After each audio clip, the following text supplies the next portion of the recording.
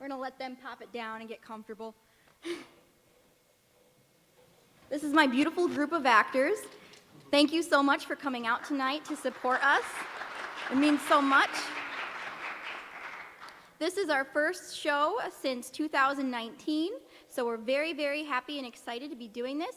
Real quick, before we start, I'm gonna have to ask everyone to put their phone either on airplane mode or to turn it off completely, because last night we had some issues with our microphones due to cell phone interference. So I would just super appreciate it. That way you don't have to hear any crackling or any like that, because it's really annoying. It's for you guys, trust me. Those of you that are live streaming, watching this at home, there is a donation button right on the page. It's in the comments if you'd like to make a donation to our group so we can continue to put on wonderful shows for you. And the exits are obviously where you came in from. The bathroom is right out there. It's going to be to your left. As you're facing it, listen, I got to think about it every time. You walk out the door, to your right. All right, listen to them. I always forget things. Is there anything else? You're standing this way, the bathroom's here. Okay, I thought we covered the bathroom. This way, the bathroom's there. Oh. Listen, I'm a natural blonde, all right? Is there anything else? Anything else? Oh, if you'd like to join our email list so you can be notified of when we do shows or have auditions, you can like us on Facebook. We're Center Stage Community Theater. Or you can put your email address right out front. And I hope you guys enjoy the show. Bye.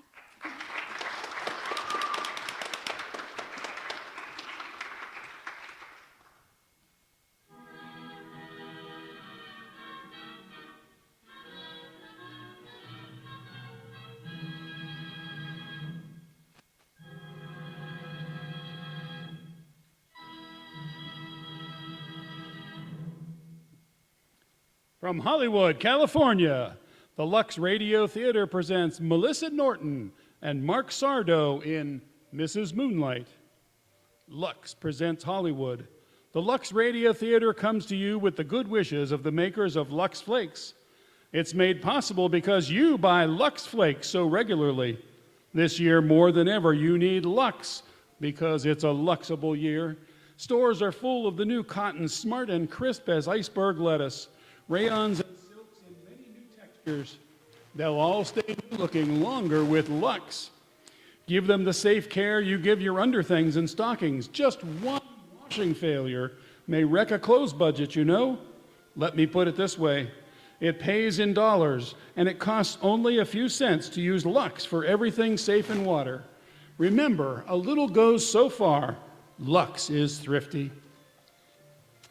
It's a different type of play we bring to you tonight, a most unusual romance of a girl who wished she might never grow old and whose wish came true. And now the producer of Lux Radio Theater, ladies and gentlemen, Mr. Cecil B. DeMille.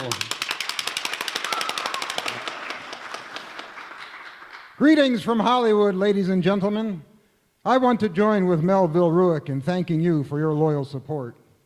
You who listen to the program are partners in the Lux Radio Theater. It's for your pleasure that we produce these plays, and it's your preference that helps select them, and your purchases of Lux that makes this theater possible. Traveling across the country in connection with the opening of Union Pacific, I met a woman who asked me what she could do to express her thanks for the pleasant evenings that this theater had brought her.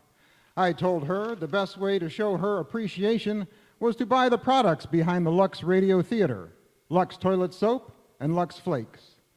Those women in our audience who are not already using these splendid products, and I assume there are only a few, will thank me for suggesting their use. And we thank each and every one of you for your loyalty, which makes this theater possible. Some 400 years ago, in a Newfoundland called Florida, a Spanish explorer, Ponce de Leon, gave up his life on the altar of an age-old quest, the secret of eternal youth. And I doubt if there's anyone in our audience tonight who at some time or other hasn't wondered if there really was some fountain of everlasting youth. This idea has captured man's hope and imagination again and again. Tonight's play, Mrs. Moonlight, is the drama of a woman who finds that secret, a woman who never grows old. But what results from this The events of our play will tell you. Midsummer Night in England. The year is 1881, almost 60 years ago. In a tiny garden facing on the moors, a lovely young girl stands in a dress of shimmering white. Her face is lifted toward the full round moon, and her eyes are bright and shining, for tomorrow's her wedding day. But a dark cloud steals across the moon's face, and from the west comes the deep rumble of thunder. The girl turns, hearing a step in the shadows behind her. Edith? Edith, is that you? Yes. Whatever are you doing out here at this time of night, Sarah? Looking at the moon and thinking how happy I am. Oh, it's going to rain. Only a summer shower. I don't like it. There's a queer feeling in the air tonight. Have you felt it too? It'll be too bad if it rains tomorrow. Oh, it won't. It couldn't. You mustn't tempt Providence, Sarah. I'm not afraid of Providence. I'm not afraid of anything tonight. I'm going to marry Tom Moonlight, and tomorrow I'll be Sarah Moonlight. Isn't it the most beautiful name? Very beautiful. Edith, you like Tom, don't you? Whatever made you think I didn't? Oh, nothing. Only sometimes when I speak of him, you seem... Oh, nonsense. It's your imagination. Oh, you'd better come in now. In a little while. Tom's stopping by to say good night. But don't you wait up. My maid of honor must look her best tomorrow, too. My best is only a candle beside you. No one will even notice me. Edith? There's Edith Jones, the bride's cousin. What a pity she didn't inherit the family looks. Edith, what is it? Aren't you happy for me? Oh, you know I am. But perhaps I'm a little sad, too. Well, I'm going in. I don't like storms. Good night, Sarah. Good night. Sarah? Sarah? Yes, Minnie, what is it? I have a little something for you, Miss Sarah. Your wedding present. Oh, Minnie, how sweet. Oh, you do love me, don't you? I've waited on you since you were 3. People grow close with time, I suppose. Well, aren't you going to open it? My present? But I thought tomorrow... Open it now. It's more fitting somehow. Why? Well, it's a strange gift, child. It's called the Dreard. The Dreard? Why, I'm sure it must be something very wonderful and very Scotch. It's been in me family for hundreds of years. Nobody knows where it came from first, but it's for you. A necklace? Oh, Minnie, how lovely. But why is it called the Dreard? I don't rightly know, but there's said to be magic in it. Magic? Aye, there's a legend. It's said that there's one wish granted to every owner. One wish that will come true.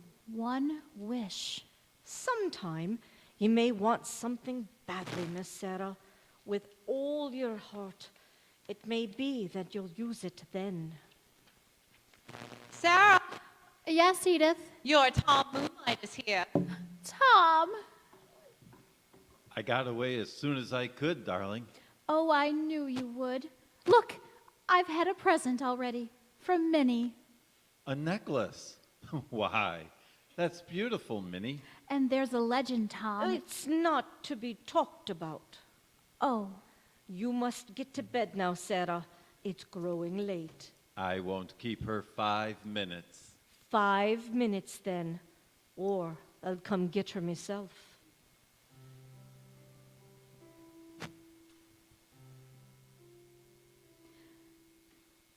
oh, Tom. Tom Moonlight. You know, I'm very happy. My darling. So happy it frightens me. Fasten my necklace. I want to wear it. So you'll be even more beautiful?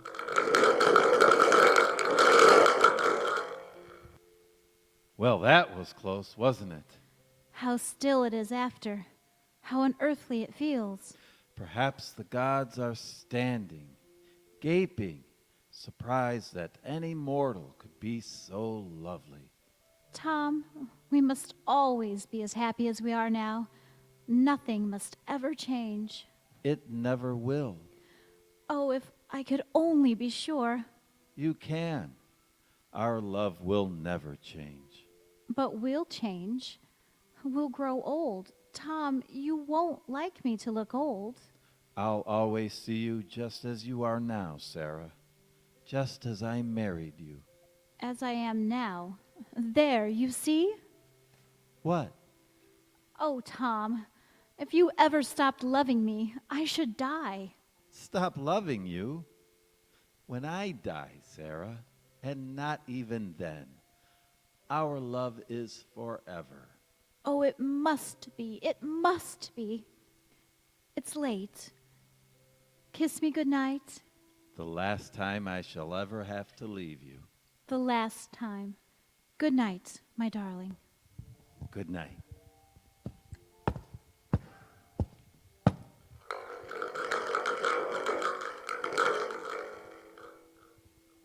One wish.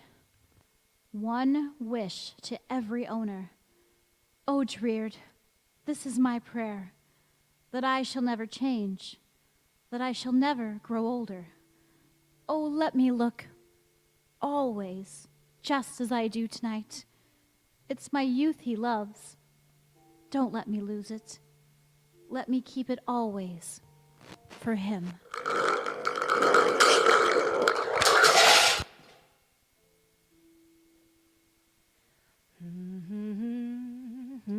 Minnie, do you have to do that dusting right under my nose?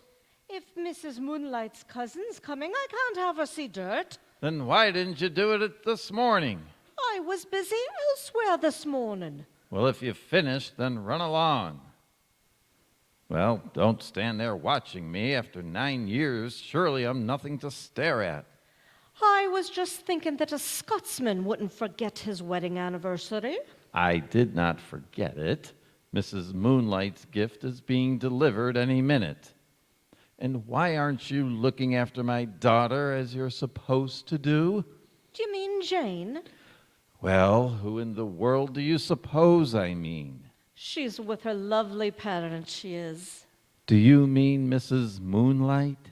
Who do you suppose I mean? Ah, Minnie, you're a disagreeable old woman. I've been thinking seriously of giving you notice. Ah, away with ya. Consider yourself lucky to be living in the same house with us. With us? With Sarah Moonlight, and me, and wee Jane.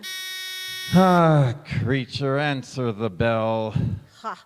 It's your poor wee gifty, I expect. And it isn't poor, and it isn't wee. Good afternoon, Minnie. It's Mrs. Moonlight's cousin. Good afternoon, Thomas. How are you, Edith? Nicely, thank you. Where's Sarah? She's with Jane. Oh, Minnie, will you please inform Mrs. Moonlight that her cousin is here to go to the band concert with us? She doesn't have to. How are you, Edith, dear? Many happy returns of the day, Sarah. Here's my present. Oh, how nice. What is it? I'm afraid you won't like it. I'm sure I will. Oh, a shawl. I mean, but what a lovely one.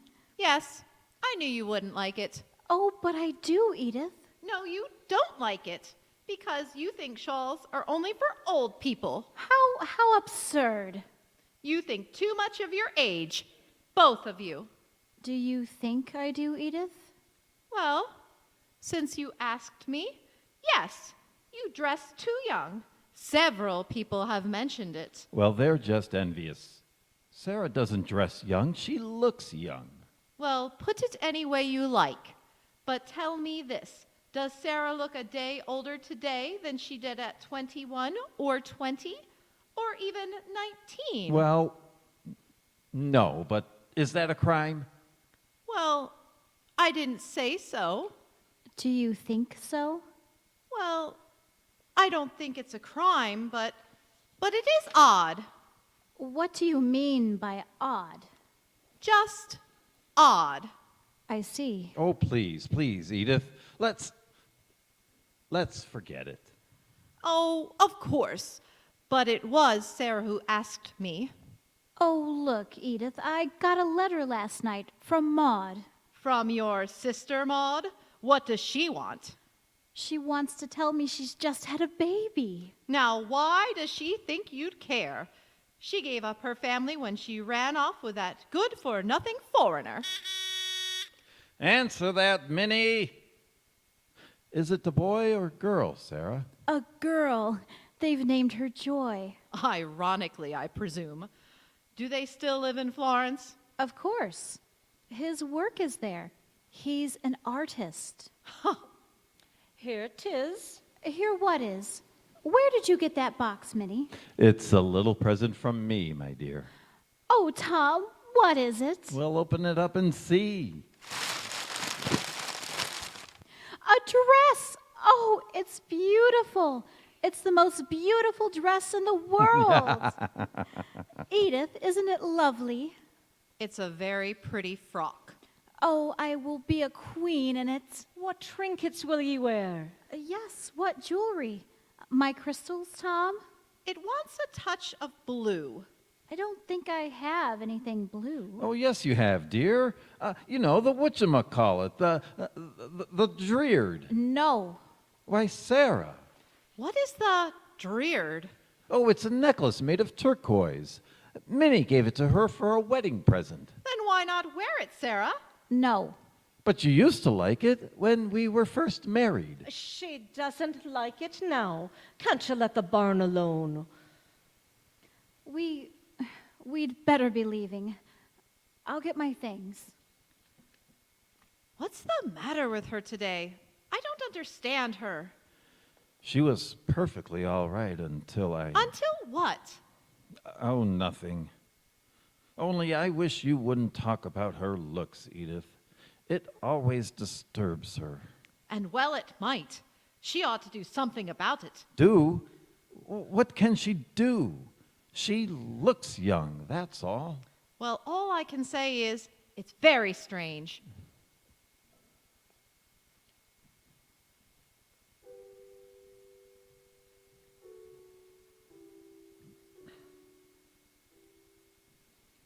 Tom, What is it, dear?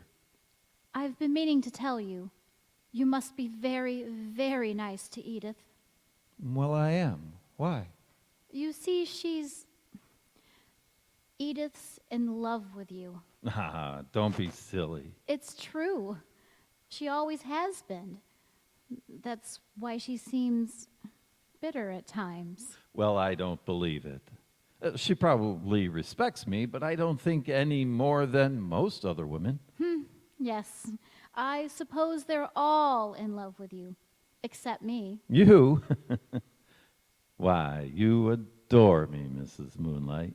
I don't. I love you Dear, dear Mr. Moonlight. as much as ever, And after 9 long years, as much as the first time. do you remember the first time? Remember? You were playing the piano. I was playing this.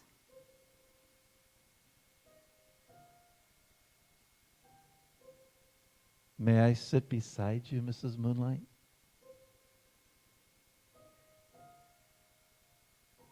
Oh, no, Tom, don't.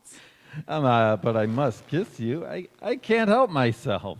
Mr. Moonlight, what a way for old married people to behave. Old married people? Why, go over to and look at that old married lady in the mirror. I look my years, Tom. No, you don't, of course. Oh, Tom. And it's my belief you never will. Oh, please don't say that. Oh, Sarah, you've got to get over that silly fancy. Oh, I can't. I'm frightened. Frightened? Supposing Tom, supposing someone should be born who never really did grow any older, what would happen? Well, she'd probably make a fortune in a freak show. Oh, please be serious. Oh, how can I be serious about such nonsense? But just supposing, what do you think would happen? Well, in olden times, she'd probably have been burned as a witch. And nowadays? Nowadays, we have other ways of dealing with witches. Less crude, perhaps, but just as nasty. Why, Sarah, you're trembling. Tom, once I prayed above all things that I should never grow older, look older.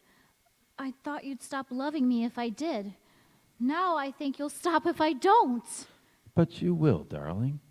Of course you'll look older in time. You'd rather I did? Well, yes, I think I would. But there's quite enough that's miraculous about my wife without that. Oh, it sounds foolish when I talk about it to you, but not when I'm alone. Sometimes I feel I'm going mad and can't stand it any longer. You see, it's growing stronger, not weaker, every year for years, ever since we've been married. Sarah. Darling. Oh, do you think I'm just fanciful? That's all. And you'll always believe, whatever happens, that I love you, won't you? Yes, dear. But nothing can happen. In fact, I promise you that in the morning you'll look 102. Now come, darling. I think it's time you went to bed. In a little while. I'm not at all sleepy. You'll come up soon? Yes, soon. Then kiss me goodnight.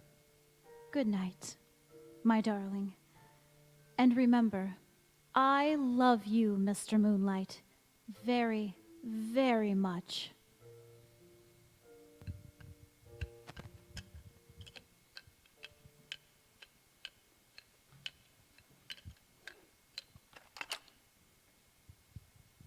Who's there? Who is it? It's I, Minnie.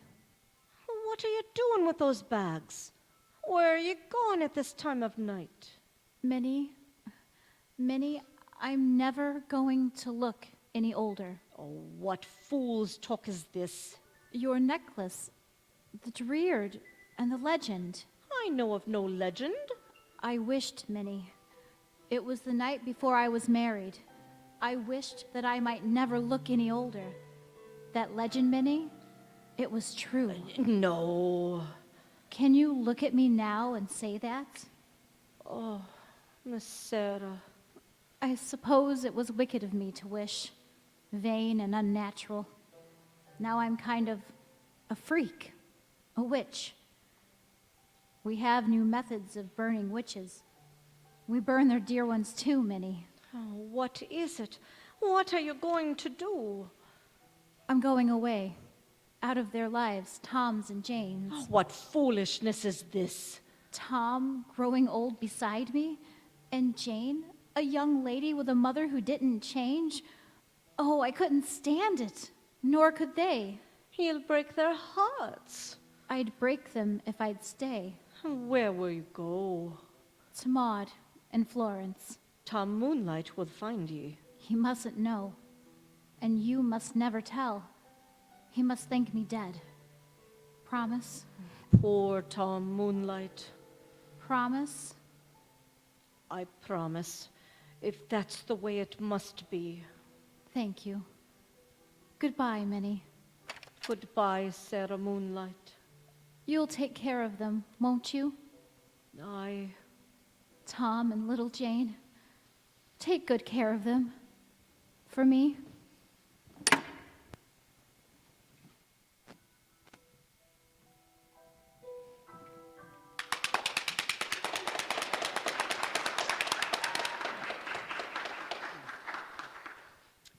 The curtain falls on Act One of Mrs. Moonlight. During this short intermission, we meet the Brownings, getting ready to go to their summer cottage on the lake. Come on, girls, help me finish this list. What list, Mother? things we've got to get on our way through the village before we reach camp. Okay, let's see what you've got written down. Oh, I see something you've missed. Matches. Oh, please, Mother, put some marshmallows on the list, too. Well, Midge, we can't toast marshmallows right away. We'll have a lot of cleaning up to do, dishes to wash, everything will be dusty. Oh, dear, a big dishwashing job. That means Lux is on the list. Yes, it won't take long with Lux. Gosh, wouldn't it be awful to be stuck at camp with no Lux? And have to fool around forever with pokey cake soap? Or ruin our hands with wash day soaps? Then you wouldn't have those rose petal hands that Archie Smith raves all about, would you, Dot? I don't mean that at all. Anyhow, you know perfectly well that Lux is the nicest way to do dishes, isn't it, Mother? Of course it is, dear. I want you girls to have nice hands. So don't worry, there'll always be plenty of Lux in the house. Wise Mother Browning. People notice red rough hands right away. They certainly rob a woman of charm. That's why it's so important to wash dishes with Lux. There's an amazing difference between Lux and Harsh Wash Day soaps. Your hands feel it when you touch those soft Lux suds. And your hands show it too. They soon look so much softer and prettier. Did you ever realize this? Lux Flakes are as gentle as the finest toilet soap. They haven't any of those alkaline suds builders that sting and irritate your skin. And yet Lux for dishes costs almost nothing. Why, a lot of women find that just one big box will do their dishes for about 60 meals. So be sure to get the thrifty big box of Lux Flakes right away and use it for dishes every day. And now, here's Mr. DeMille. Act 2 of Mrs. Moonlight, starring Melissa Norton in the title role and Mark Sardo as Tom. 17 years have passed since the night Sarah Moonlight fled from her family because she knew she could never grow old. Unable to find a trace of her, Tom Moonlight has picked up the broken threads of his life. He's been married for many years to Sarah's cousin Edith and is enjoying a middle-aged happiness. Jane, the young daughter Sarah left behind her, is now a woman, old enough for marriage. One of her suitors, Percy Midling, has come to call. In the living room of the Moonlight home, he leans toward her, a desperate look in his eyes. You're not listening, Jane. Of course I'm listening, but can't you tell me some other time, Percy? I'd rather tell you now, Jane. But we're expecting a guest. Minnie's gone to the station to meet her. Yes, I know, but I have... It's a brand new cousin. You mean a baby? No, silly. She's only a year or two younger than I. They've lived in Italy for years. We've never even seen her. Jane, I'm sorry to interrupt, but if you have a guest coming, I must say what I have to say quickly. Now, as to my present occupation, engineering is a quite respectable occupation, and the firm is well established and an old one. Furthermore, my father would be regarded by many people as being, so to speak, in a very comfortable position. Percy, are you proposing to me? Well, yes, I was coming to that in a moment. May I advise you, Percy? The next time you want a girl to marry you, just say, Jane, I love you. Unless, of course, her name is Mary. You mean it's no good then? I'm afraid not, Percy. You see, I don't love you. Oh. I'm very sorry, Percy. Jane, there isn't any other. I mean, you're not in love with someone else, are you? I don't know. Well, you must have some idea. I mean, well, Willie Ragg is coming over a little later. Willie Ragg. Oh, I see.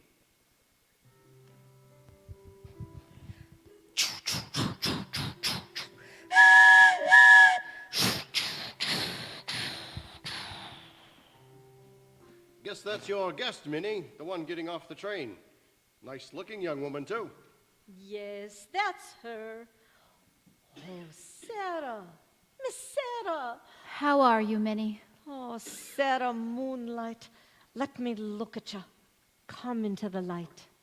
No, I haven't changed, if that's what you mean. Still young. Still a girl. Only in looks, Minnie, not in my heart. Oh, my poor darling. Was I right to come? I had to see them again, Tom and Jane. But they won't know me. You promised. They'll think that you're Maud's daughter Joy, who resembles her Aunt Sarah Moonlight. To them, Sarah Moonlight has been dead for 17 years. And ghosts don't often come back, do they? No. The carriage is over here.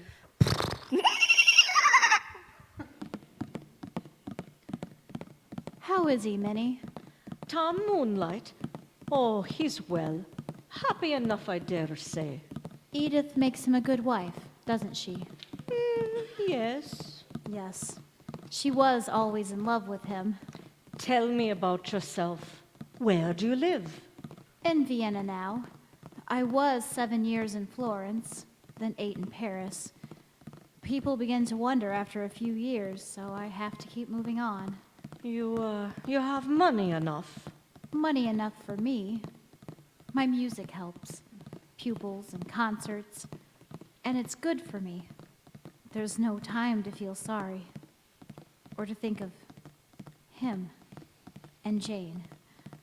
Minnie, what is she like, my Jane? Oh, like you mostly. I suppose she'll be marrying soon. Very likely. There are 2 young men. Very nice young men, I hope. Oh, Percy Middlin is. And Willie Ragg. Well, him you can judge for yourself. He'll be at the house most likely.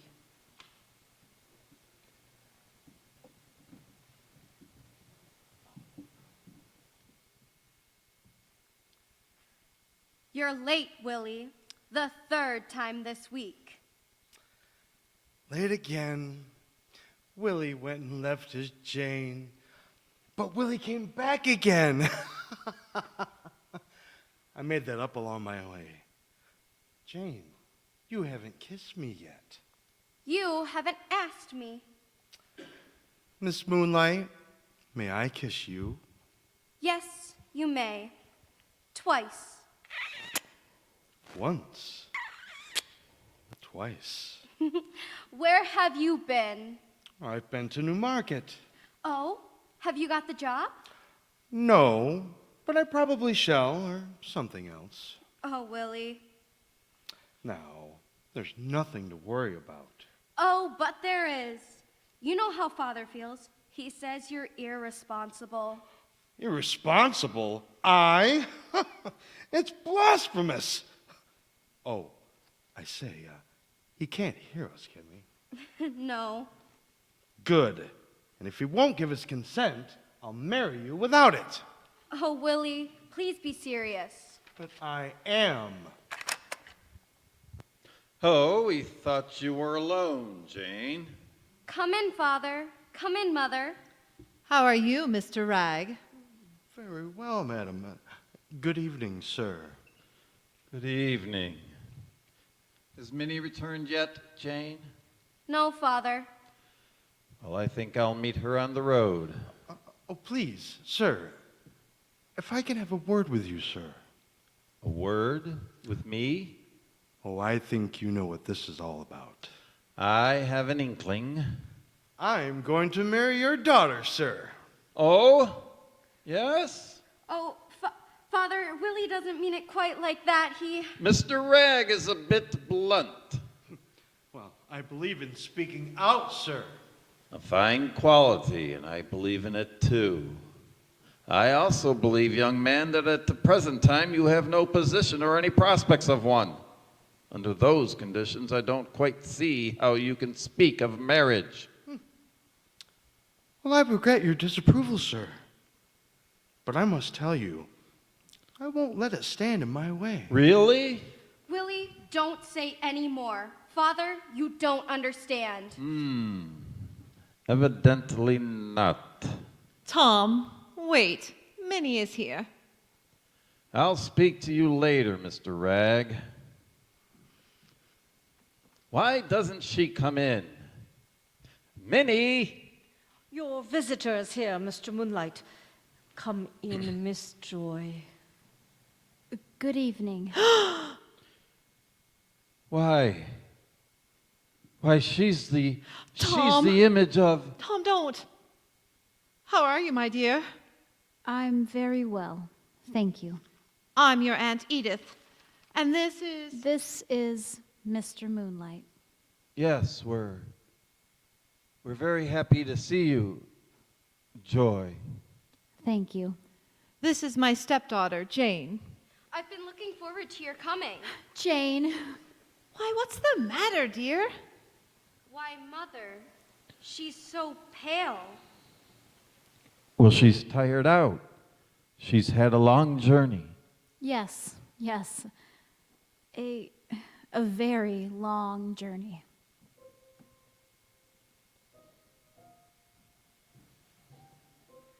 Sarah, Yes, it's almost time for your train, Sarah.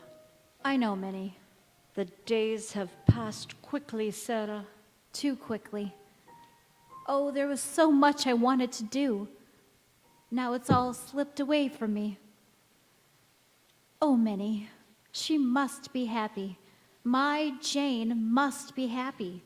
If I knew she was going to be, I could leave in peace. You're talking of Willie Ragg now. Yes. Why can't she see, Minnie? Why doesn't she know? And why am I so powerless to help her? I'm her mother, Minnie, and I can't lift my hand. A half an hour past 9. You'd best be making ready. The night train is always on time. The night train. I left once before at night, long ago. Hush, my darling. You'll come again. After another 20 years? Oh, what's the use, Minnie? Oh, if only to see us all.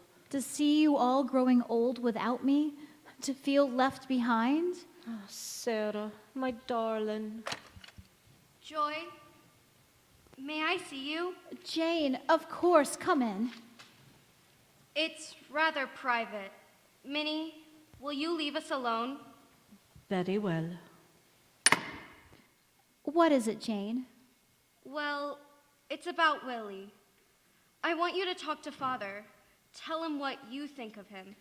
But what I think of Willie is really very much what your father thinks of him. Joy, but can't you see what Willie is? Yes, I've been worried that you can't. Oh, really, Joy? I thought you at least would be on my side. My dear, I am on your side. Well, that's what Mother says, but middle-aged people have forgotten what love is. Not always, Jane. Are you very disappointed in me? No, but I thought you'd understand, that's all. Jane, will I see you before I go? Of course. Why do you ask? Well, it's a late train. I thought you might be tired. No, I'll wait up to see you go. Thank you, Jane.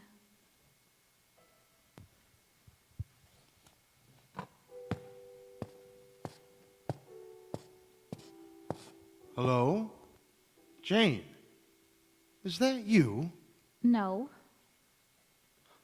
Oh, Miss Joy. Do you want her, Mr. Ragg? I'll call her down. No, not yet. Come down yourself. Oh, this is a bit of luck. Finding you alone, I mean. I'm afraid I'm rather busy. Oh, I say. I've been waiting 3 weeks for a chance to talk to you. You mustn't dodge me now. Not on your last night. Do you know, Joy, do you know you're a very beautiful creature? You really think so? Oh, now, don't be modest. If I didn't have Jane, I might go clear over my head. Oh, thank you. May I sit beside you? Certainly. Why? Well, why does a fellow ever want to sit beside a pretty woman? Usually because he wants to kiss her. That's why. Why did you do that? I don't know. I've been wanting to ever since I first saw you. Are you angry? I'm not sure yet. Have you forgotten Jane? Of course not. I adore Jane, But what? Well, hang it all. I'm not married yet, you know, and if you're angry about my kissing you, I can only say, I'm sorry. I didn't say I was angry. I may not be angry at all. Oh. You know, Joy, you're a strange girl. Yes, I am. You're not like any of the girls I've known. You're different. I want to see you again, Joy. You must let me. I'm going to Paris. I'll follow you. Where will you be? What address? Please, tell me. Numero 422, And the rest? Rue d'Algiers. Rue d'Algiers. Hadn't you better write it down? Do you think I could forget it? Joy, listen. I can't leave tonight, but I'll follow you. Look for me. Would it be rude if I asked to come in? Jane, I didn't hear you. Perhaps I walk too softly. Believe me, I didn't mean it. I was, just telling Joy goodbye. Was that it? Of course. Well, I really must run. Goodbye, Joy. And goodbye, Jane, darling. See you tomorrow. Night. Jane, dear. Don't come near me. Don't touch me. You're vile. Jane, don't say that. You are. You're vile. You're unclean. I heard you. I heard everything you said. Now go on. Go to Paris. Wait for him there. He'll make you very happy, I'm sure. But at least he hasn't a chance to make you unhappy. You see now? Don't speak to me. I hate you. I hate you. Jane. Father, make her go. Make her leave. Get her away from here. Jane, what is it? I can't bear the sight of her, I tell you. Are you mad? She wanted Willie. Well, she may have him, and you needn't worry any longer about me, Father. I'll marry Percy, just as you wanted. I'll marry Percy Midley and be miserable the rest of my life. Are you satisfied? Joy, I'm sorry for this. I'm sure she's just upset, that's all. Oh, please, don't be polite. Well, I'd better leave. I'll miss my train. Are you disappointed in me? I don't even know all the facts. Jane told you. I've stolen her young man, but I didn't want him. I'd rather have Jane's love than anything in the world. Then why did you do it? You were against the marriage. Certainly I was. I knew they'd never be happy. So did I. Did you? And this talk about Paris? He wanted to follow me.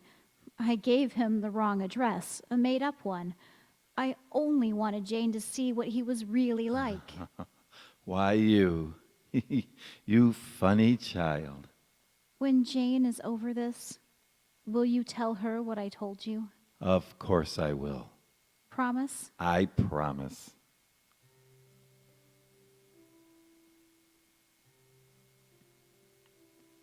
Mr. Moonlight, are you happy?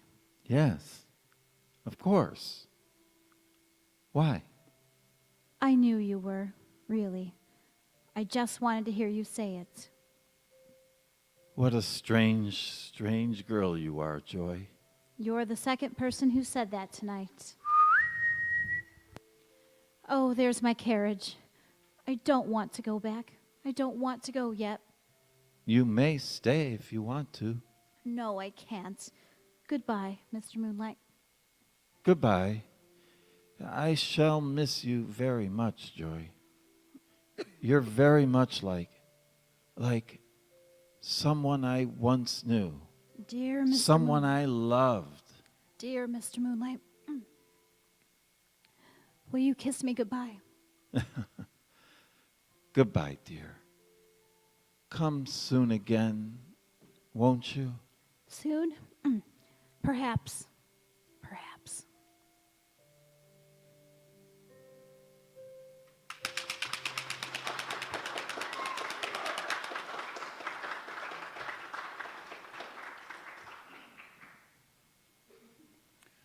We pause for station identification. This is the Columbia Broadcasting System.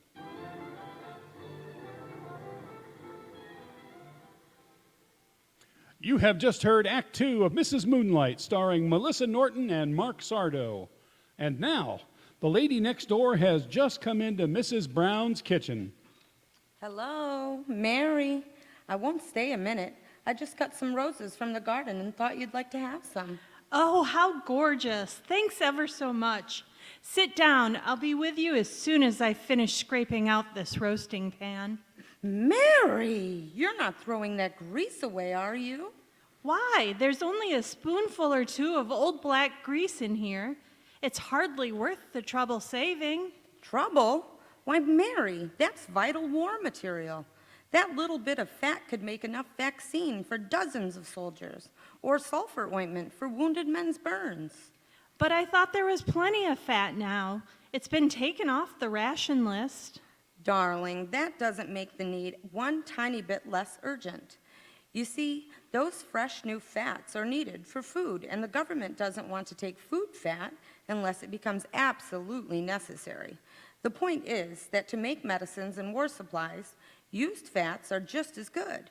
So it's up to you and me and every other woman to keep those used fats coming in. Mary, at the ration board meeting yesterday, they said the need was terribly serious. And that's a fact. Now, on the eve of invasion, the need for war supplies and medicines is the greatest our country has ever faced. Think of it. By turning in your used cooking fats, you actually help to make more parachutes, synthetic rubber, and life-saving medicines such as insulin, tannic acid, and heart stimulants. Every drop you scrape from your frying pan or skim from soup is precious. I didn't realize that when I throw away even a little used fat, I may be depriving our men of some vital thing they need. I'll save every scrap after this. Yes, and turn it in quickly to your butcher. He pays 4 cents and 2 red ration points for every pound. Save fats in any kind of tin can. Never use glass. Turn fat in quickly. Here's a chance for you to make a real and valuable contribution to the war effort. And now, our producer, Mr. DeMille. In Hollywood again, we continue our play, Mrs. Moonlight, starring Melissa Norton and Mark Sardo. Years have passed, long years which have gradually dimmed the remembrance of Sarah Moonlight and Joy. It's the present day, and many changes have come to the Moonlights. Edith is dead, and Jane and Percy Midling, married for 20 years, live on with old Tom Moonlight. Meanwhile, in the cities of Europe, a strange figure moves silently, always alone, always young, never changing in a changing world.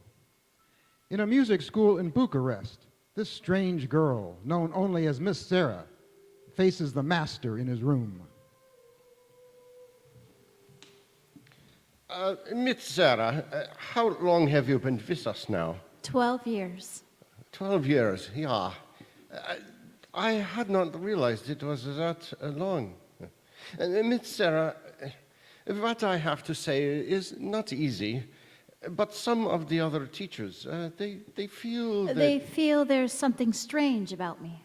Yeah, of course, I know that is ridiculous, but I feel... Oh, don't say any more. I'll leave in the morning. Oh, no, Miss Sarah, you don't have... It's happened before. It'll happen again. What is it about you? What is it? Well, where will you go, Miss Sarah? Oh, I don't know. To Paris, Berlin, Naples. It is not easy to find work in strange cities. They're not strange to me. You'd want to work here, huh, Miss Sarah? Well, Miss Sarah, haven't I seen you before? I don't remember. I mean, somewhere up. It's been a long time ago. I don't remember. I'm sorry, but I have nothing for you. Good day, Senora.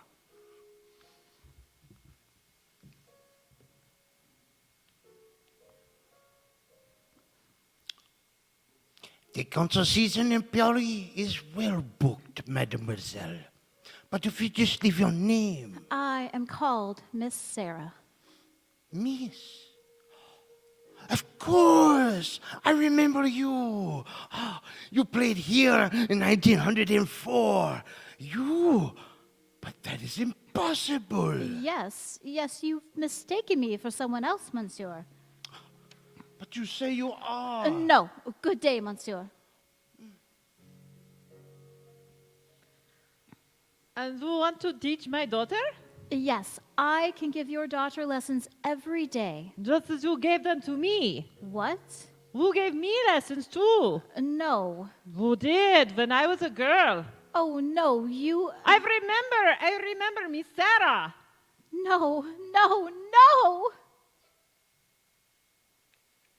And the ticket was to Vienna, Fräulein. Yes, to Vienna,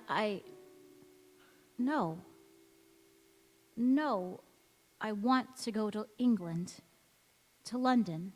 Ja, Fräulein. First class. No, third, please. Third class to London.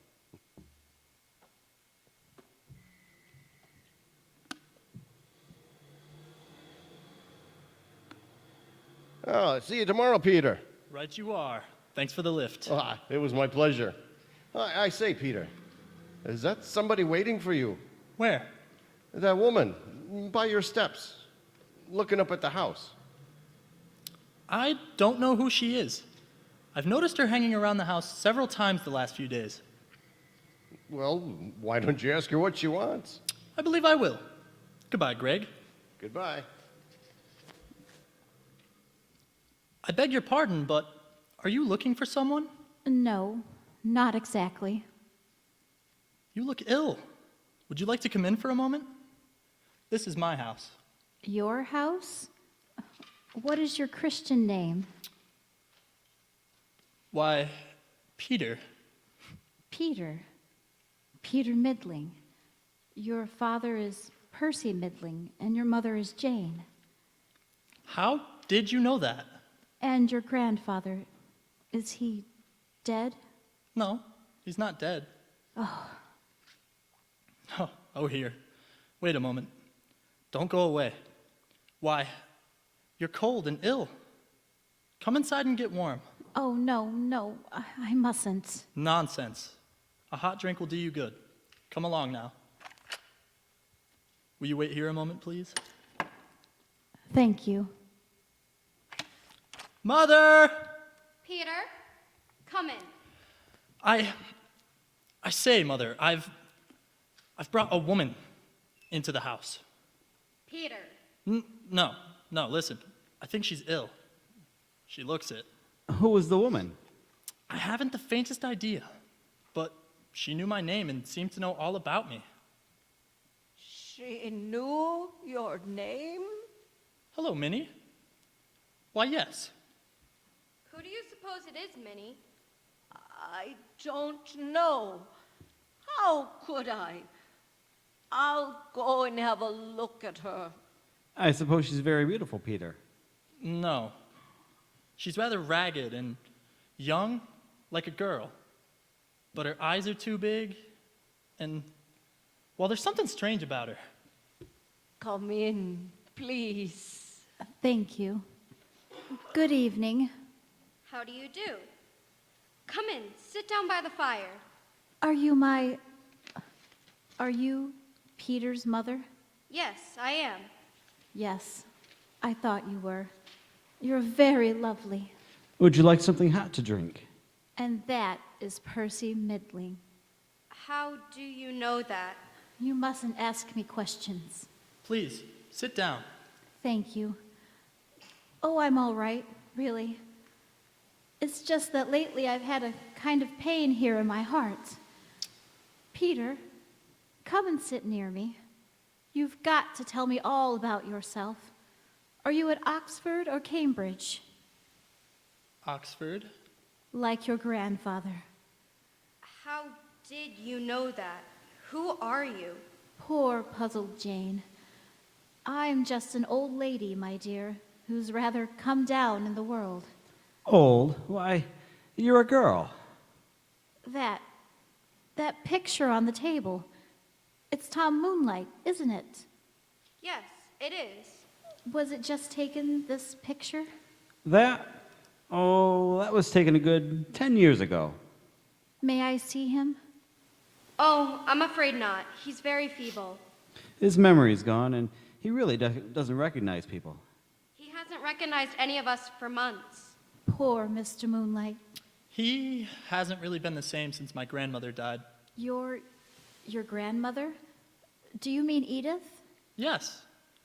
Oh, if you're an old friend of grandfather's, perhaps you could come tomorrow and see him. She can see him now. Minnie, you brought him down? Father! Tom Moonlight. Who is that? Over there. Father! He doesn't know you, Mother. He's staring at her. Ah, my dear. I've been asleep. Yes, Tom. Has Edith gone? Edith? Yes, dear. She's gone. Well, that's good. I'm worried about Edith. Worried about what you told me this evening. I've been thinking it over, and I believe you're right. Edith is in love with me. Of course she is, darling. We all are. Ah, including you, eh? A little while ago, it was all except you. Was it, Mr. Moonlight? Perhaps I've grown older since then. Have you indeed? Well, I'll tell you a secret. I never believed you. You love me very much indeed. Clever, Mr. Moonlight. Who is she? Who is she? Why, that's my wife, young man. Who are you? I'm Peter. Well, I don't know you, sir, and I don't much want to. What is your wife called? She's called Sarah, of course. Sarah Moonlight. Percy. He thinks it's his first wife. What are they saying? Don't they like my Sarah? Of course they do. Especially me.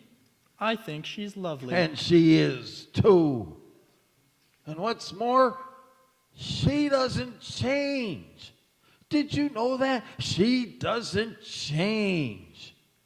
Now what's that about changing? She's worried about that. I don't like that. I've forgotten that. Tom, shall I play for you again? Huh? Yes. Yes. You always like this.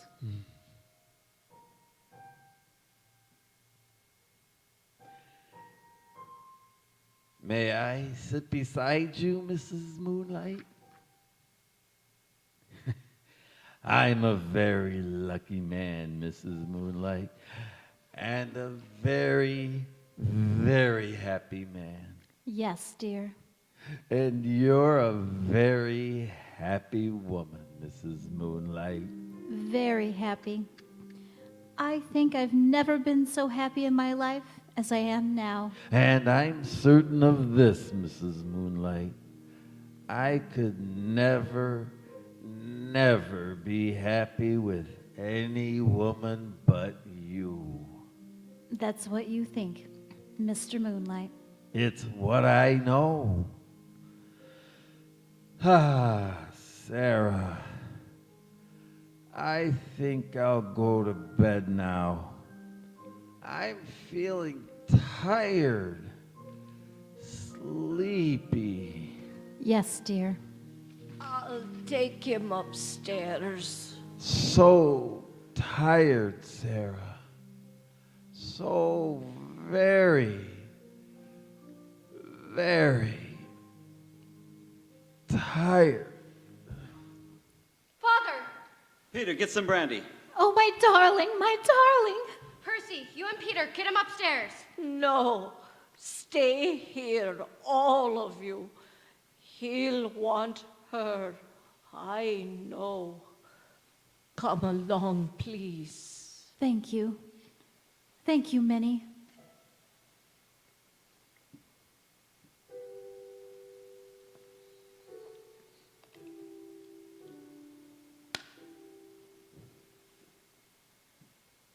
She's been up there with him a long time. Over half an hour. Percy, I'm nervous. Oh, it's all right, my dear. There's nothing to be nervous about, Mother. Why does Father think he knows her? After all, my dear, your father hasn't known anyone for months, and it's just as reasonable that he might think he knows this girl. No, there's something else. But I won't say it. I'm afraid. Wait, here's Minnie. Minnie, how is Father? Your father is dead. Minnie! Oh, Minnie! She was with him. He was in her arms. Minnie, who is that girl? She's someone Mr. Moonlight knew a long time ago. Minnie. Come in, dear.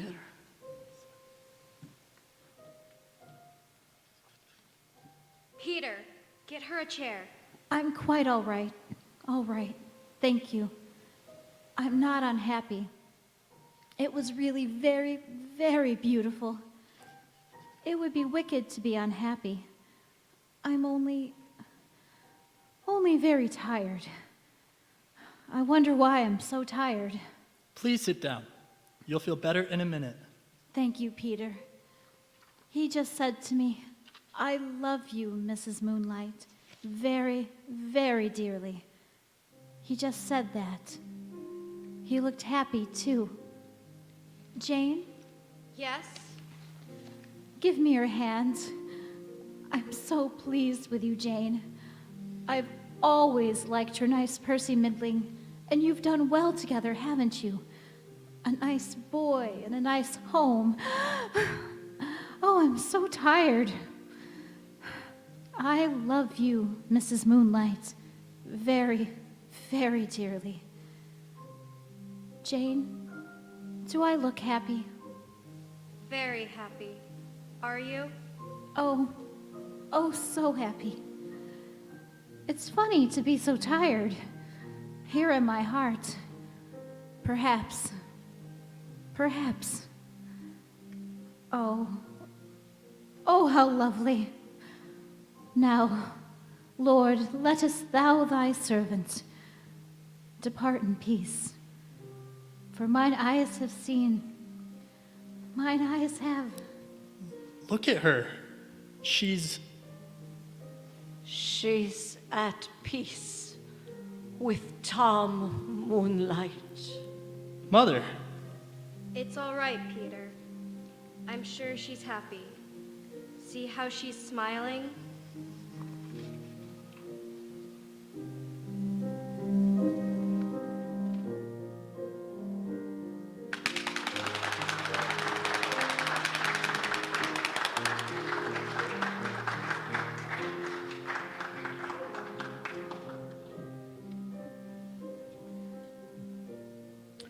The curtain falls on Act 3 of Mrs. Moonlight, starring Chad Maurice as Cecil B. DeMille, Melissa Norton as Mrs. Moonlight, Mark Sardo as Mr. Moonlight, Amy Isett as Edith and Frau Miller, Kimberly Canali as Minnie, Lena Isett as Jane and Dot, James Crane as Percy Midling. Gavin Lewis as Peter. Dale George as the station master, Heinrich, ticket agent, and Greg. Adam Stephen Youngs as Willie Rag and Frenchie. Ray Deffendorf as Bonelli. Patty Dates as Mother and Mary. Cynthia Uznansky as Midge. Sonia Crane as the friendly lady next door. And I am your announcer, Fred Clinton, wishing you a splendid evening.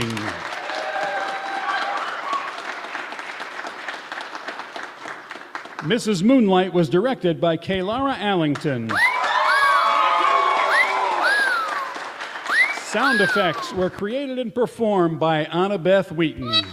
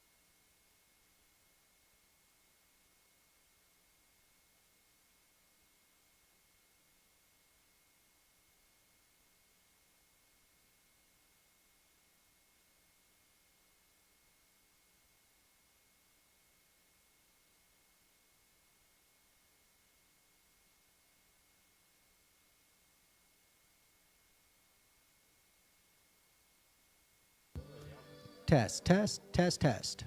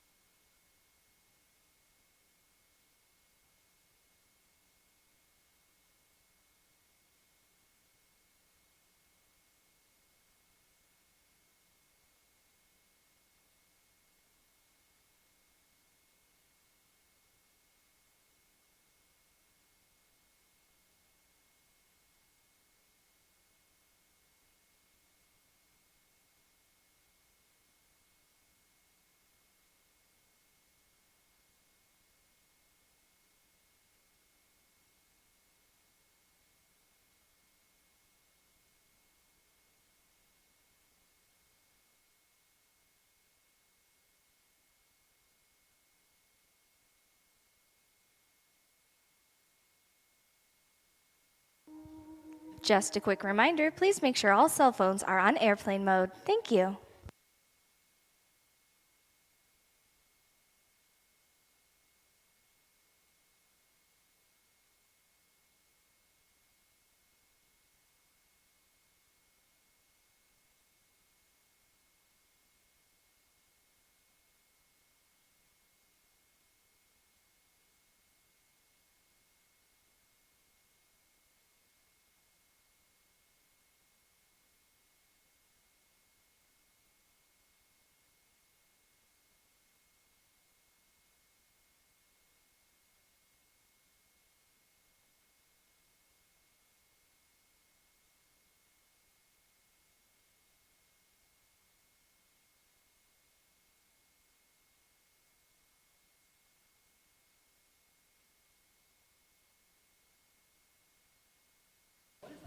I was enjoying your singing. I don't know. It's time for My Favorite Husband, starring Sonia Crane. Oh, jello, everybody.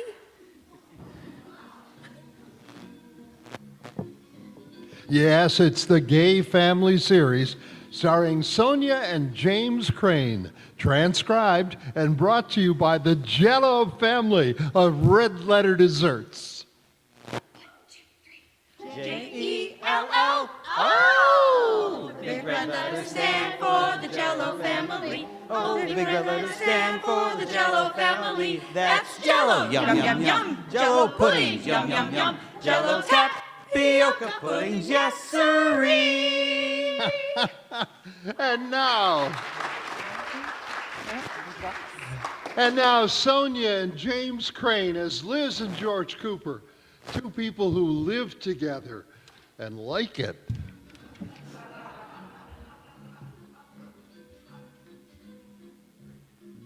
Goodbye, my little husband. Kiss me, baby. Mwah. You'll be home for dinner, won't you? Dinner. Liz, I forgot to tell you something. What? Now, promise me you won't get mad. Oh, go ahead. Nothing will upset me this morning. I'm going to stay happy all day long. I invited Mother to dinner. Well, that was a short day. And now, Liz, you promised you wouldn't get mad. I'm not mad, but your mother was over for dinner just 2 days ago. That was 2 weeks ago. How time flies. Oh, Liz, really, you're being very unfair. She's coming over to dinner tonight, so why don't you just be nice to her? Okay, George, I'll be nice to her. I'll feed the hand that bites me.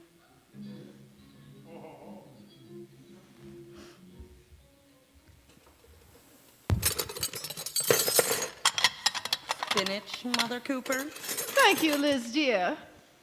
George, would you like some spinach? I don't believe so, Liz. But, George, baby, now we must eat our spinach. But I don't like spinach. Oh, we must all eat a well-balanced meal to keep up our strength. After all, food is the fuel, and your body is the furnace. Yeah, but George's furnace has turned into a pot-bellied stove. I must say, Elizabeth, I don't consider that George is overweight at all. In fact, I think he's been looking a little thin and peaked lately. Nah, here it comes. Have you been getting enough to eat, baby? Oh, sure, Mother. Well, you don't look like it to me, baby. Don't you worry, Mother Cooper. Baby gets his pablum every 3 hours. Well, Coffee, anyone? not for George, Katie. It keeps him awake. And you know how he needs his beauty sleep. Coffee, Mrs. Cooper? No, Katie. It keeps me awake, and you know how I need my ugly nap. All right, Liz, let's talk about Monday night. What are you having for dinner? Monday night? Oh, no, I forgot to tell you. What? I invited the Atterberries and some important out-of-town clients for dinner. Oh, well, that isn't so bad. How many extra will there be? 2? 4? 10. 10? As in 1, 2, 3, 4, 5, 6, 7, 8, 9, 10? Yes, and 2 of us makes 12. 12? But, honey, we've had 12 to dinner before. I know, but I'm afraid Katie will get mad. No, she won't. Oh, I thought you were in the kitchen. No, ma'am. Well, I know it's short notice, Katie. It's only 2 days away, but do you mind if we have 12 people for dinner Monday night? Not at all. I think it's a wonderful idea. Well, Katie, are you sure that won't bother you? It won't bother me at all. I leave on my vacation Sunday. Oh, no, I forgot. Oh, gosh, what'll we do without Katie? Oh, that's simple enough. Liz will cook the dinner for 12 people. Oh, Liz cooking for dinner for 12 people. Oh, no.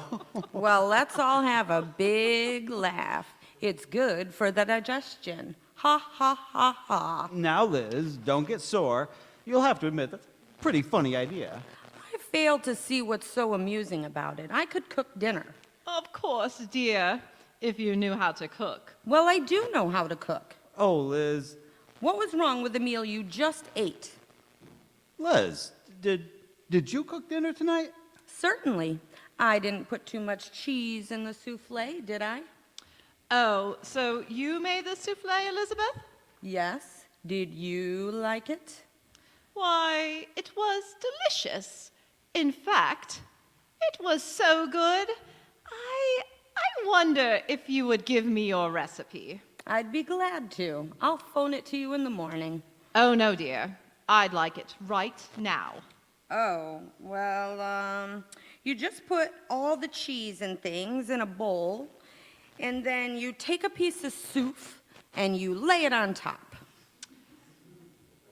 Yes, dear. But you didn't tell me how many eggs you used. Oh, eggs. Katie, you were watching me. How many eggs did I use? 6. That's right, 6 eggs. How much milk?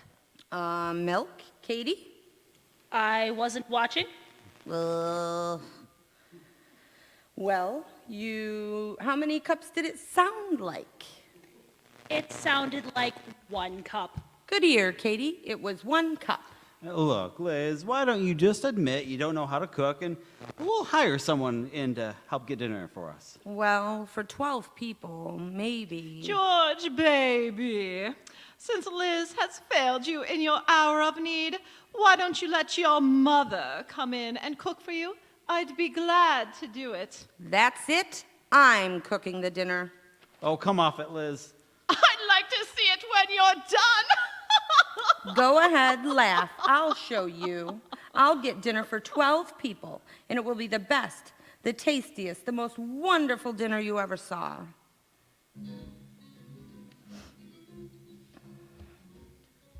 Liz, is my breakfast ready yet? Here you are, George. Bacon, fried eggs, toast, and coffee. This looks wonderful, honey. Thank you. Did you cook this all yourself? Sure, nothing to it. Go ahead, dig in. Liz, these eggs are stone cold. They are? Oh, darn it. Well, how could they get so cold? How long ago did you cook them? Last night? Last night? Well, George, I'm going to be so busy with the dinner party today. I cooked your breakfast last night and quick froze it. Oh. Well, it's a perfectly good fried egg. I just didn't defrost it enough. Well, thanks anyway. I'll eat breakfast downtown. Well, suit yourself. Here, Liz, about this dinner party, are you sure you want to go through with it? Maybe we should have someone in to help? No. Now, don't worry, George. I have someone to help me. Oh. Iris Atterbury. Oh, brother. I got a great mental picture of you and Iris in the kitchen. 2 blind mice. Never mind. We'll be just fine. Anybody home? Oh, we're in the dining room, Iris. Oh, Liz girl, George boy. Hi, Iris. Well, I've got to run or I'll be late. See you later, dear. Come on out in the kitchen. Okay. What are you going to have, Liz? Well, I thought I'd have some chicken. Broiled chicken. Oh, I love it. Iris, please. Does Oscar of the Waldorf have broiled chicken? I don't know, does he? We're having poulettes Amadine. Huh? I have a wonderful French recipe. Oh, that sounds exciting. Is it hard to do? No, there's nothing to it. All it calls for is, let's see now. For the dressing, onions, butter, eggs, parsley, celery, and either mushrooms or nut meat. I love mushrooms, but I don't have any in the house. Well, I'll run down to the grocery while you're getting things ready. Oh, wait a minute. I just remembered. We have some growing in the backyard. Well, that's fine, fine. Oh, then I won't have to go to the... Hold it, girl. Are they mushrooms or toadstools? What's the difference? Toadstools are poisonous. Oh, dear. Well, isn't there a way of finding out if they're toadstools or not? Oh, sure. I'll go out and eat one. If I'm not back in a half hour, use nut meats. Oh, Iris, don't bother. We'll put some walnuts in instead. Okay. Well, let's get started. I'll cut the onions. Well, I'll help you. We'll get done faster. Okay, here's an onion for you. Thanks. Oh, you know, I just can't understand why people make such a fuss over cooking. There's really nothing to it. Yeah. You just follow the recipe and poof, chicken almondine. Yeah. Hand me another onion. Here? Oh, Iris, I didn't know cooking could be so much fun. Neither did I. This is the best time I've had in ages. Me too.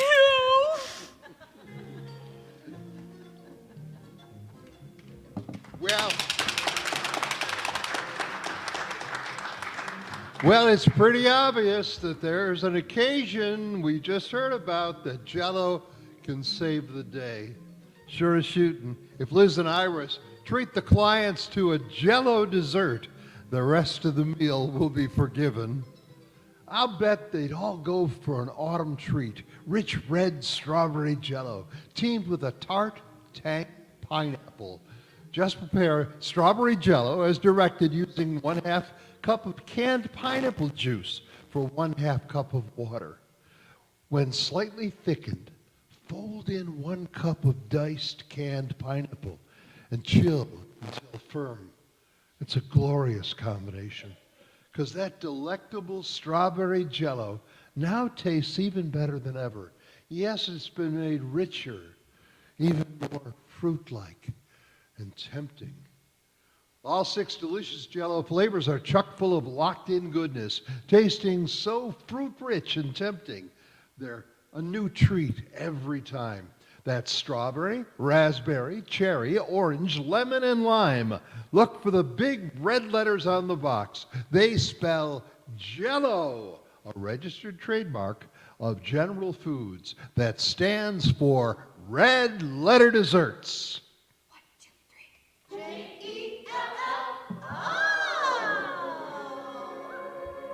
As we return to the Coopers, it's several hours later, and we find the kitchen deep in dirty saucepans, greasy skillets, broken eggshells, and well-thumbed cookbooks.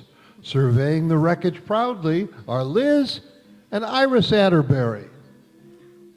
Well, Iris, isn't it about time to take the chickens out of the oven? Well, we've got to be sure, girl. Yeah? Let's see. What oven did you use? Well, the only one we've got. The one on the stove. No, I meant what temperature? Oh, what temperature? 600 degrees. That sounds a little high. Well, it's what the book said. Oh, no. Look here. The book says 300. I know, but we have 2 chickens, so I doubled it. I never would have thought of that. Let's see. What time did we put the chickens in? 9 o'clock, and it's 2:30 now. 5.5 hours. Well, they ought to be cooked. Ooh, let's take them out of the oven. I can't wait to see them. Well, where are they? They've got to be in there. Look in the back. Okay. Iris, don't you know this is a gas stove? Why did you put charcoal in here? Charcoal? Yeah. See in the back? 2 little lumps of charcoal with legs and wings? It was all those breadcrumbs you put in. They burned like toast. Maybe we can take them out and scrape them. No, I don't think so, Liz. They're done for. Yoo-hoo! Elizabeth! Oh no, it's Mother Cooper. What timing? Timing nothing. If I know her, she waited outside till she caught the aroma of burnt meat. Elizabeth, where are you? She's lost the scent. Quick, Iris, shut the oven. Okay. In the kitchen, Mother Cooper. Oh, Elizabeth, dear. Hello, Mrs. Cooper. Oh, Iris, how are you? I just dropped over to see how you were coming with your little dinner, Elizabeth. Oh, fine, fine. What are you having, if I'm not being too nosy? You nosy? Well, what are you having? Chicken amandine. Really? It's my favorite dish. But you must watch the chickens. Once they're in the oven, if you aren't careful, they'll burn. No. Oh, yes, it's true. You just keep your eye on them until there gets to be a nice, crinkly brown. How about a nice crusty black? Iris. What? Elizabeth, what's that burn smell? It's me. Iris gave me hot foot. Don't be silly. It's something in the oven. Let me see in there. No, don't. Uh-huh. Just as I thought. They're like two little blackbirds. Well, what are you going to do now? I'm going to get 2 and 20 more and bake them in a pie. Well, I wash my hands of the whole thing. Good. Well, I certainly know when I'm not wanted. Since when? Well, good afternoon, Elizabeth. Must you run off? Well, That's telling her, Liz. She thinks you can't cook a dinner, so this one wasn't very good. You can cook another one. Sure. Liz girl, what's wrong? I can't go through this again. Oh, sure you can, and I'll help you get started before I leave. Oh, leave? Well, yes, girl, I gotta get my hair fixed for dinner tonight. Do you mean I'm gonna have to burn the next 2 chickens all by myself? Now, Liz, you buck up. Oh. Look, I'll stop by the market on my way to the beauty shop and have them send over 2 more chickens. Well, okay. And don't try anything fancy. Put them in the pressure cooker. That way they'll be done in a hurry. Yeah, in a hurry. Yeah, and while they're on their way here, you can start the dressing. Start the dressing. Start the dress. Liz? What? You're looking a little dazed. Are you sure you know what to do? Oh, sure. While you're having your hair done in the pressure cooker, I'll take the chickens to the beauty parlor. I mean, while the chickens are having their hair done, I'll be dressing in the pressure cooker. Oh, poor dear. I know what you mean. That's good. Well, if you need me, I'll be down at the beauty cooker pressure parlor. Goodbye, girl. Good luck. Goodbye.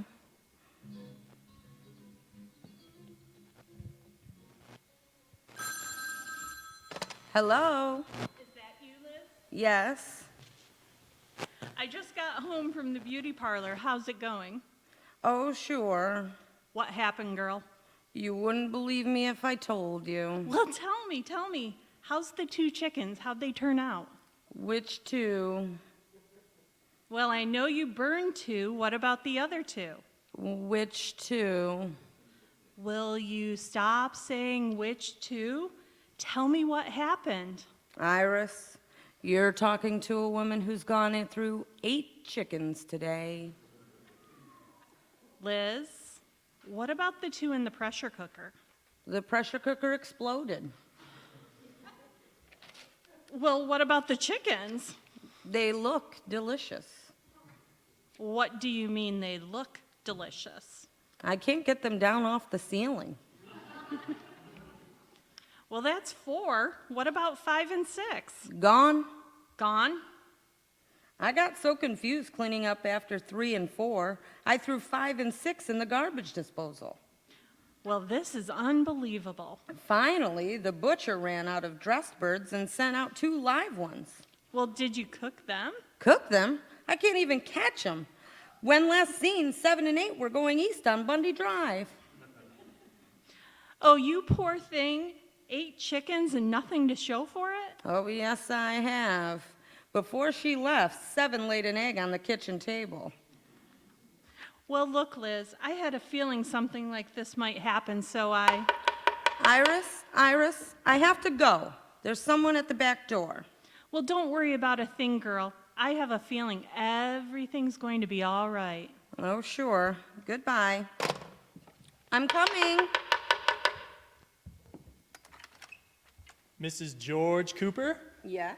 Dinner for 12 from Johnson's Catering Service. A dinner for 12 people? Let me see. Oh, roast beef and potatoes and green beans and Yorkshire pudding? Oh, thank you, thank you. You're welcome. Oh, I'm sorry. You didn't send it, you just brought it. Where's the card? Here. Mrs. Cooper, I had a hunch you might have trouble with your dinner. Good luck, Katie. Oh, bless the Katie and her hunches. Yeah, well, I'll be seeing you. Thank you again. Oh, that wonderful Katie. My dinner party's saved. I'll have to call Iris and tell her.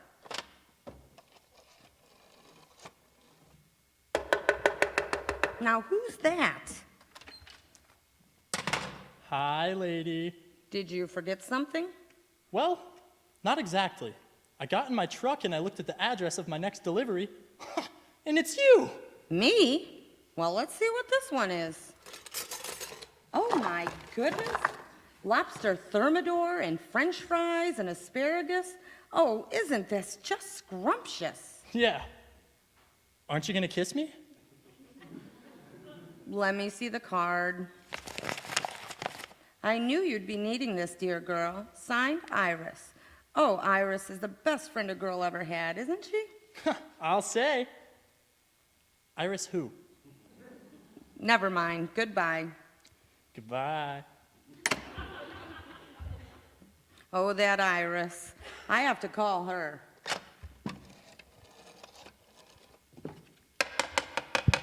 Oh, no. If that's who I think it is, I'm up to my snoot in food. You again? Yeah, it's me, the Horn of Plenty. Well, let's see what this one is. Oh, my. Would you look at that? Isn't it beautiful? Yeah. What is it? It's pheasant under glass. Where's the card? Here. Iris told me you'd be having your troubles. Hope this little snack fills the bill, Mr. Atterbury. Oh, isn't that sweet? Yeah. Oh, everything turned out all right after all. I'm so grateful to you for bringing all these things. I want to give you a little something. Oh, boy. Unpucker, bud. Here's your tip. Gee, a bowl of Yorkshire pudding. Goodbye. Goodbye. Hello? Elizabeth, I just called to set your mind at ease, dear. Even after the way you treated me, I've saved the day for you. You have? Uh-huh. I made a complete dinner for 12, and I'll bring it over. Well, that's very nice of you, Mother Cooper, but thanks just the same. Dinner's all ready and waiting in the kitchen. Really, Elizabeth? Mm-hmm. What are you having? Well, I had a little extra time today, so I'm giving my guests a choice of prime ribs, lobster thermidor, or pheasant under glass. But I don't understand. Well, why don't you come over to dinner, too? I have plenty of food. Really? Yes, George will pick you up. Goodbye. La-di-da, la-di-da. Hello? Hello, dear. How's everything going? Oh, fine, fine. You, didn't knock yourself out cooking, did you? No, George, it was no effort at all. What time will you be here? Well, that's what I called to tell you about. What do you mean? Well, honey, it's it's the funniest thing. I just checked my calendar, and Yes? the dinner isn't tonight. It's next week. Oh, no!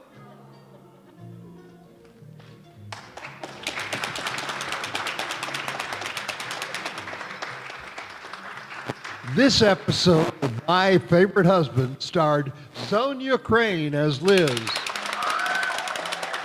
James Crane as George, Amy Islett as Mother,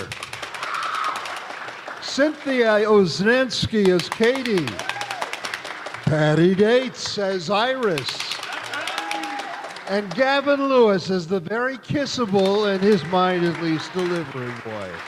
I'm your announcer, Ernest Danforth. This center stage community production of My Favorite Husband was directed by Clara Ellington. And sound effects were created and performed by Anna Beth Wheat. We would like to thank the Corning Elks Club for rehearsal space and the wonderful people of First Presbyterian Church, including Pastor Jeff, who were nice enough to let us use this beautiful facility, and we're thankful to them for that. Now, on behalf of the entire CSCT cast, thank you for your presence tonight and your continuing support for community theater here in Corning. Be safe, stay healthy. Good night.